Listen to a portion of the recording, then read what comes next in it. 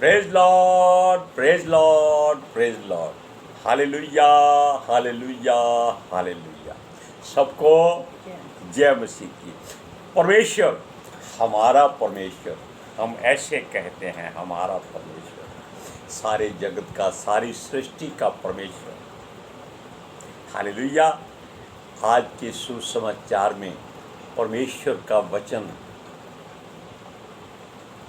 रोटी, कपड़ा और मकान के लिए, जो हमारे लिए ही भी हो सकता है, आपके लिए भी हो सकता है, और प्रभु के उन लोगों के लिए हो सकता है जिनके लिए वो कहता है, मैं इब्राहिम का परमेश्वर, मैं इसहाक का परमेश्वर, मैं याकूब का परमेश्वर। आज के सुसमाचार के लिए परमेश्वर की बेटी प्रार्थना करें।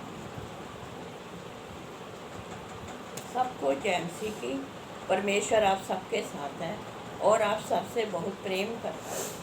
Hallelujah, hallelujah. महान परमेश्वर, सर्वशक्तिमान ईश्वर, जमीन आसमान दे मालिक ते खालिक, तुहाडा धन्नवाद, तुहाडा शुक्र करदे स्वामी। आज दे सुंदर दिन लई, सुंदर समय लई, सुंदर सुबह लई पिता जी, जो साडियां जिंदगियां च बख्शी प्रभु, खुशियां ते आनंद दा दिन बख्शिया, तंदुरुस्ती दित्ती पिता जी, और अपने कदमां च बैठण लई अपना फजल बख्शिया प्रभु। ये सब तुहाडी दया, तुहाडी किरपा मेरे पिता परमेश्वर, क्योंकि तुहाडी दया तो बिना असीं तुहाडे कदमां च नहीं आ सकते प्रभु। इसलिए तुहाडी बेटी हिरदे तो तुहाडा धन्नवाद, तुहाडा शुक्र करदी है जो हर रोज़ की सेवा बख्शी प्रभु, बचन देंदे प्रचार करना, उसलिए भी तुहाडा धन्नवाद, तुहाडा शुक्र करते हैं। और बेनती करदी पिता जी, हुण तुसीं अपने वचन के अनुसार साडे विचकार आओ और वचन पढ़ने प्रचार करनी साडा मूँह बन के बोलो पिता जी, ताकि तुहाडा दिता वचन तुहाडी इच्छा के मुताबिक मेरे पिता परमेश्वर दुनिया की शोर तक पहुँचे। तुहाडा धन्नवाद, तुहाडा शुक्र करते हैं प्रार्थना सुनने लई। प्रार्थना प्रभु यीशु के समर्थित ते पवित्र नाम च, आमीन। आमीन। अब सुनिए, देखिए, समझिए, सोचिए, भालिए, जांचिए कि आप भी केवल रोटी, कपड़ा, मकान ही मांगते हैं और कुछ नहीं मांगते। परमेश्वर देता है और उसके बदले में वो कुछ मांगता नहीं है आपसे, कुछ लेता नहीं है, कुछ इच्छा नहीं रखता है। वो क्या कहता है? वो कहता है केवल दोनों हाथ उठाओ और धन्यवाद करो कि हे पिता, तेरा धन्यवाद करते हैं। Hallelujah, praise Lord. क्यों कहता है? क्योंकि वो चाहता है कि उसके बच्चे हमेशा प्रसन्न रहें, खुश रहें, कहीं भी रहें, कैसे भी रहें, चाहे बीमारी में हो, चाहे तंगी में हो, चाहे कर्जे में हो, चाहे दुश्मनों से घिरे हुए क्यों ना हो, चाहे उजाड़ में हो, बियाबान जंगल में हो, रेगिस्तान में हो, समुंदर में हो, या अपने परिवार में हो। Hallelujah, praise Lord. ये बातें क्यों होती हैं? ये हमारे जीवन का एक हिस्सा है। ये एहसास होता है कि हम कहाँ हैं, कैसे हैं, क्यों हैं, लेकिन हम कभी अपना मुंह नहीं देख सकते। हालेलुया। क्या कोई ऐसा मनुष्य है जो साबित कर दे कि वो अपना मुंह देख सकता है? वो जो कहेगा हम उसके लिए करने के लिए तैयार हैं, क्योंकि परमेश्वर ने दिमाग सोचने के लिए, आंखें आगे देखने के लिए, नाक सांस लेने के लिए, कान सुनने के लिए, मुंह बोलने के लिए, और ये दिमाग, ये अकल ठिकाने पर रखने के लिए दी। Praise Lord. अब देखिए, हम उस मनुष्य के बारे में बताते हैं जिसकी माता परमेश्वर के हुक्म के अनुसार बेशक जी रही है, गलतियां भी करती है, लेकिन वो उसका हुक्म भी मानती है। वो नहीं चाहती उसके बच्चे गैर जातियों में शादी करें। हमारे परिवार में गैर जातियों में शादी हुई है, क्या कर सकते हैं? बच्चों की मर्जी है, हमारी कोई मर्जी नहीं। Praise Lord. लेकिन अगर वो परमेश्वर में हैं तो हमें बहुत प्रसन्नता है, क्योंकि परमेश्वर चाहता है कि गैर जातियां प्रभु में आ जाए और उनके घराने बचाए जाए। लेकिन यहां रोटी, कपड़ा और मकान का सवाल है। Praise Lord. अब वो शख्स जिसको परमेश्वर कहता है कि मैं उसका परमेश्वर हूं, अगर वो विश्वास ना करे तब परमेश्वर को खुद आना पड़ता है। हम अपनी पत्नी को कहते थे कि यीशु प्रभु है, ये कहती थी नहीं, देवी देवता प्रभु परमेश्वर ईश्वर हैं, सब कुछ हैं। बहुत इकट्ठे किए थे, झोले भरे थे, थैले भरे थे, बोरियां भरी हुई थी, कोई बाहर नहीं आया। तब इसने कहा मैं नहीं मानती कि यीशु मसीह प्रभु है। प्रभु खुद यीशु मसीह जो परमेश्वर का पुत्र है, परमेश्वर भी है, हमारे घर में अपने 5 स्वर्गदूतों के साथ हाजिर हुआ। हाजिर ही कहेंगे, क्यों? वो इसके सामने आया, इसने देखा, उससे बातें की और उसने सारे परिवार को अपने सीने से लगा कर इसको बताया कि देख, मैं हूँ ईश्वर और कोई ईश्वर नहीं, कोई परमेश्वर नहीं। तब इसकी आंखें खुल गई। लेकिन इसने कहा मैं फिर भी नहीं मानती। तब उसने एक वचन कहा था। क्या कहा था? इसके मुख से सुनिए, बोलिए। उसने कहा अगर तू दुनिया के सामने मेरा निकार करेगी, मैं भी अपने पिता के सामने स्वर्ग में तेरा निकार करूंगा। Hallelujah, praise Lord. ये वचन प्रभु यीशु मसीह के मुख से निकला है उसकी बेटी के लिए, तब ये उसकी बेटी है। हालेलुया। हृदय भर जाता है क्योंकि प्रभु की हुजूरी हो जाती है जब जहां 2 या 3 एक मन होकर उसको याद करते हैं। यह सच्चाई है कि परमेश्वर का पवित्र आत्मा मंडराने लगता है और आंसू बहने लगते हैं। ये जल के सोते हैं जो लोगों को एहसास कराते हैं कि परमेश्वर की हुजूरी ऐसे होती है। अब देखिए, उसकी माता ने अपने पति से, इसहाक से कहा कि ये हमारा बेटा कहीं हित्ती अमोरी लड़कियों की चाहत ना कर बैठे, क्योंकि वो उसके आसपास बहुत घूमती हैं धनी परिवार देखकर, अभिषिक्त परिवार देखकर। इसलिए उसने उसको अपने ननिहाल में भेज दिया, माता पिता के पास, ताकि वहां से लड़की लेके आए। हालेलुया। हम अब ये बात आपको बता चुके हैं कि गैर जातियों को कैसे बचाया जाता है, लेकिन अब बताते हैं कि रोटी, कपड़ा, मकान वो इंसान मांगता है जो विश्वास में मजबूत है, फिर भी विश्वास नहीं। याकूब, जिसका नाम था धोखा देने वाला, उसको उसकी माता ने उसके पिता और भाई से धोखा करने से बचाने के लिए अपने मायके भेज दिया। वो वहां बचा रहेगा इसलिए भेजा था। क्यों? हमारी नीयत बन जाती है, हम परमेश्वर से मांगते रहते हैं, कुछ ना कुछ मांगते रहते हैं, गलती करके फिर क्षमा मांगते हैं, गलती करके फिर क्षमा मांगते हैं। वो कहता है कोई बात नहीं, फैसला कब होगा? जब उसकी हुजूरी में खड़े हो जाएंगे। हम सच्ची जरूरत के लिए नहीं मांगते, संसारिक जरूरत के लिए मांगते हैं। हालेलुया। जब हमें नहीं मिलता हमारी टेंशन शुरू हो जाती है, जब मिल जाता है तो पेंशन शुरू हो जाती है। अब सुनिए, हमारे मांगने से पहले ही वो दे देता है और हर बात का इंतजाम कर देता है। हम सोकर उठते हैं, हमारी रोटी पानी का इंतजाम वो पहले कर देता है। सुनिए, वो अपने नानका घर की ओर जा रहा था, रास्ते में अंधेरा हो गया, वो कहीं पत्थर तकिया बनाकर सो गया। जंगल था, रेगिस्तान था, शहर था, गांव था, हम नहीं जानते, क्यों? हम वहाँ नहीं थे। सुनिए, लेकिन रात को परमेश्वर ने उसको दर्शन दिया, उसको एक सीढ़ी दिखाई जो धरती से स्वर्ग तक जा रही थी। उसके ऊपर स्वर्गदूत चढ़ रहे थे, उतर रहे थे। वो स्वप्न में देखकर डर गया, लेकिन उसने ऊपर क्या देखा कि ऊपर परमेश्वर यहोवा भी खड़ा हुआ उसको कहता है कि मैं तेरी सुरक्षा करूंगा, जहां तू जाएगा मैं तेरे अंग संग रहूंगा, तुझे हर मुसीबत से छुड़ाऊंगा। देखो परमेश्वर क्या कहता है और वो क्या कहता है।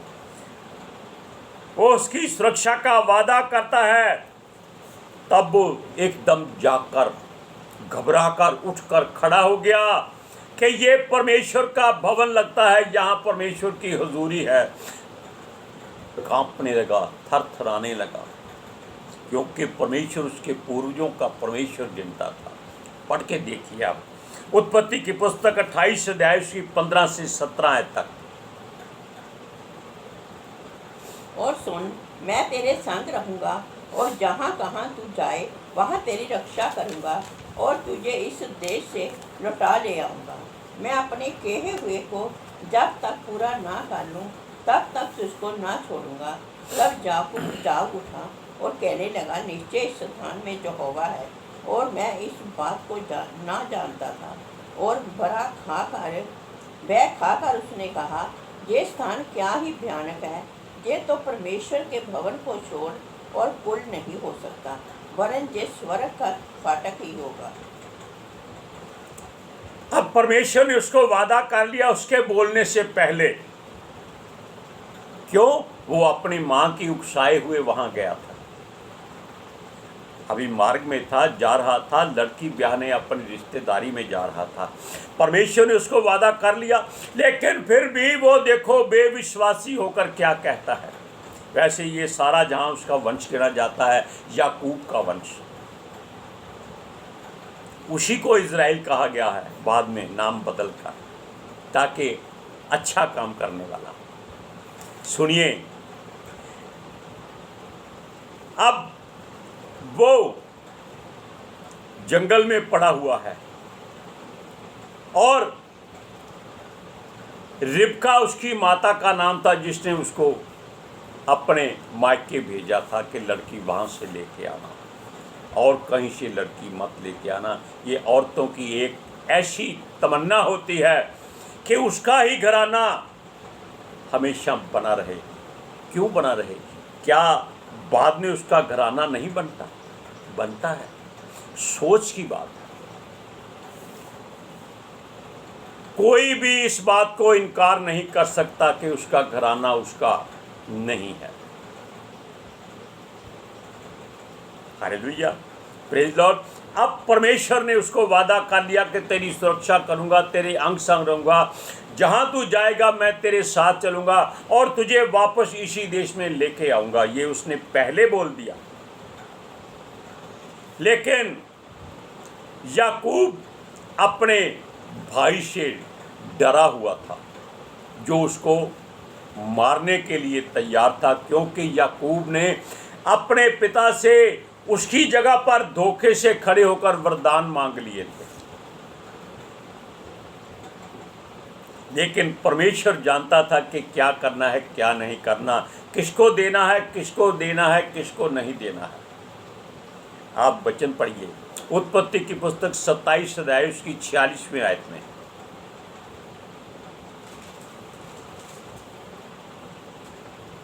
फिर रिबका ने इसहाक से कहा, हित्ती लड़कियों के कारण मैं अपने प्राण से घिन करती हूँ, इसलिए यदि ऐसी हित्ती लड़कियों में से जैसी इस देश की लड़कियां हैं, याकूब भी एक से कहीं विवाह कर ले तो मेरे जीवन में क्या लाभ होगा।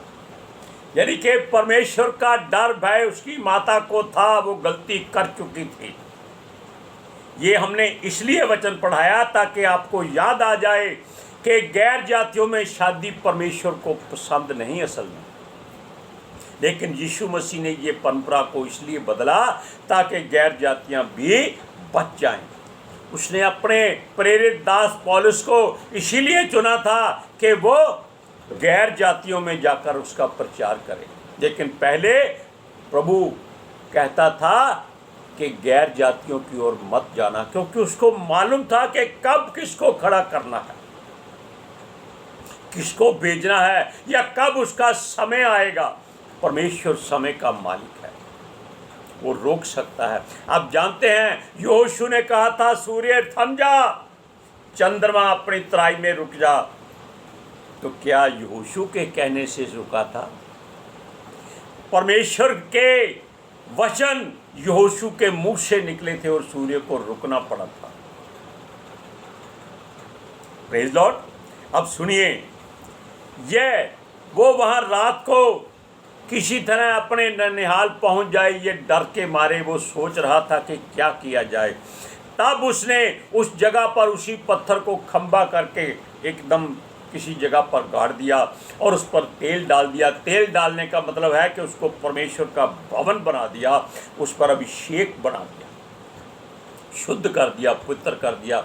उस जगह का नाम बेतेल रख दिया। अब देखिए, लेकिन तब उसने परमेश्वर से कुछ मांगा।